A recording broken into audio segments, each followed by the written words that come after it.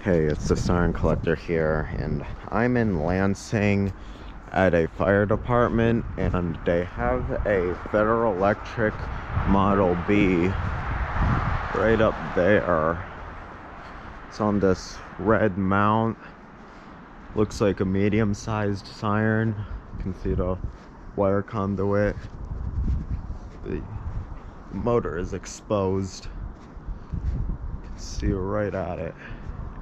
Don't think that's very good, and I think I might see a bird nest in there, but can't be for sure though, since it's kind of dark.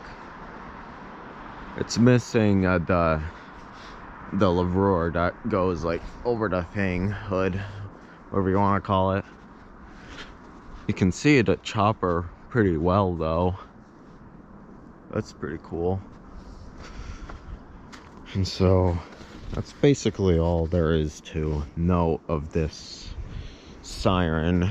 So yeah, that's pretty much it for now, and I'll see you next time.